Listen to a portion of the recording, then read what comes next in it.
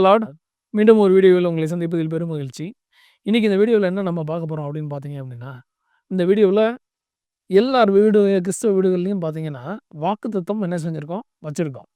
இந்த வாக்குத்தத்தங்கள் நம்மளுடைய வாழ்க்கையில் நிறைவேறுதா அப்படிங்கிறது உண்மையா இல்லையா அப்படிங்கிறத குறித்து தான் இந்த வீடியோவில் நம்ம என்ன செய்ய போகிறோம், சந்திக்க போகிறோம். அப்போ எதை பற்றின வாக்குத்தத்தம் நம்ம இதில் பார்க்க போகிறோம் அப்படின்னு பார்த்தீங்கன்னா, நிறைய வீடுகளில் நீ நீர்ப்பாய்ச்சலான தோட்டத்தை போலவும் வற்றாத நீரூற்றை போலவும் நீ இருப்பாயின்னு ஆண்டவர் என்ன செஞ்சிருப்பாரு, சொல்லியிருப்பாரு. அந்த வாக்குத்தத்தத்தை தான் நம்ம எல்லாரும் வச்சிருப்போம். ஸோ இந்த வாக்குத்தத்தத்தின்படி நம்மளுடைய வாழ்க்கை இருக்கா? அப்போ அந்த வாழ்க்கை இருக்கணும்னா நம்ம என்ன பண்ணணும் அப்படிங்கிறத ஆண்டவர் என்ன செஞ்சிருக்காரு, அதுக்கு முந்தின வசனங்கள்ல சொல்லியிருக்காரு. ஏசாயா 58ல நம்ம என்ன செய்ய போறோம், அதை தான் நம்ம என்ன செய்ய போறோம், பார்க்க போறோம். சரிங்களா? இப்போ நம்ம இந்த வீடியோக்குள்ள போவோம். இப்போ ஏசாயா 58ல 3வது வசனத்தை என்ன செய்வோம், வாசிப்போம். நாங்கள் உபவாசம் பண்ணும்போது நீர் நோகாமல் இருக்கிறது என்ன? நாங்கள் எங்கள் ஆத்துமாக்களை ஒடுக்கும்போது நீர் அதை அறியாமல் இருக்கிறது என்ன என்கிறார்கள். இதோ நீங்கள் உபவாசிக்கும் நாளிலே உங்கள் இச்சைகளின்படி நடந்து உங்கள் வேலைகளை எல்லாம் கட்டாயமாய் செய்கிறீர்கள். அப்ப இந்த வசனத்தின்படி நாங்க உபவாசிக்கும் போது ஆண்டவரோட மட்டும் தான் இருக்கணுமானே?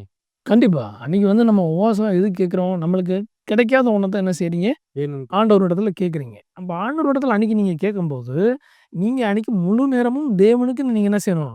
செலவிடணும். அப்ப அத விட்டுட்டு நீங்க என்ன பண்றீங்க? எல்லா வேலைகளையும் உங்களுடைய உலக வேலைகளையும் பூராத்தையும் நீங்க என்ன செய்றீங்க? பார்க்குறீங்க. உங்களுக்கு தேவையான விஷயங்களையும் நீங்க என்ன செய்றீங்க? பார்த்துக்கிட்டு தான் இருக்கீங்க. அப்ப அது ஆண்டவருக்கு பிடித்தம் இல்லன்னு சொல்றாரு. அப்ப எது தேவனுக்கு பிடித்தமானதா இருக்கு அப்படிங்கிறத 5வது வசனத்த வாசிப்போம். மனுஷன் தன் ஆத்துமாவை ஒடுக்குகிறதும் தலைவணங்கி நாணலைப் போல் இருட்டிலும் சாம்பலிலும் படுத்துக் கொள்கிறதும் எனக்கு பிரியமான உபவாச நாளாயிருக்குமோ?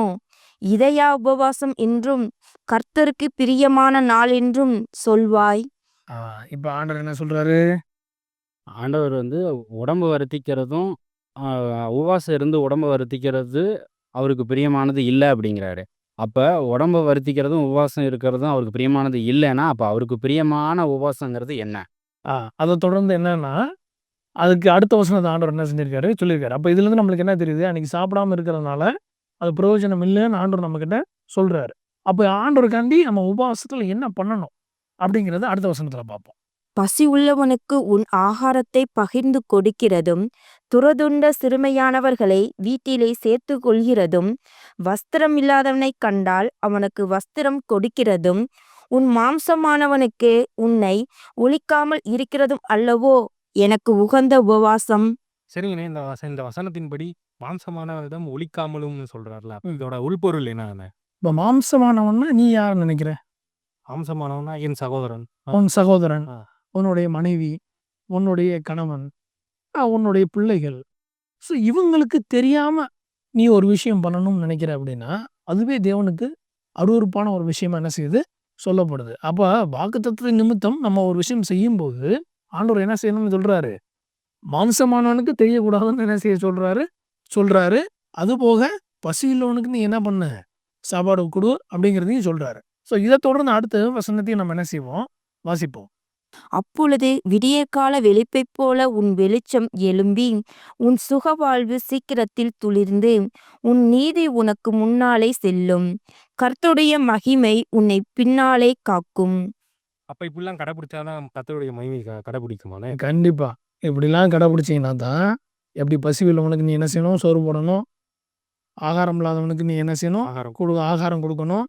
உன்னுடைய மாம்சமானவனுக்கு நீ என்ன செய்யணும்? ஒளிமறைவு இல்லாமல் அவங்க கிட்ட நீ என்ன செய்யணும்? இருக்கணும். அப்ப முன்னாடி நம்ம பார்த்தபடி மாம்சமானவங்க யார் யாரு? மனைவி, பிள்ளைகள், சகோதரன், சகோதரி, தாயார், தந்தை இவங்க கிட்ட என்ன செய்யக்கூடாது? ஒளிச்சு நீ ஒரு சில விஷயங்கள் என்ன செய்யக்கூடாது? செய்யக்கூடாது. ஸோ இந்த மாதிரியான விஷயங்கள்லாம் நீங்க செய்யாம என்ன செய்யணும்? தேவ சமூகத்துல இருக்கீங்க அப்படின்னா, அப்பதான் ஆண்டவர் உன்னை என்ன செய்றாரு? ஆகாயத்த போல உன்னை என்ன செய்றாரு? வெட்ட வெளிச்சமாக உன்னுடைய நிலவுகளை உயர்த்துகிறார். இப்ப அடுத்த வசனத்த நம்ம என்ன செய்வோம்? வாசிப்போம். பசி உள்ளவன் இடத்தில் உன் ஆத்துமாவை சாய்த்து சிறுமைப்பட்ட ஆத்துமாவை திருப்தியாக்கினால் அப்பொழுது இருளில் உன் வெளிச்சம் உதித்து உன் அந்தகாரம் மத்தியானத்தைப் போலாகும்.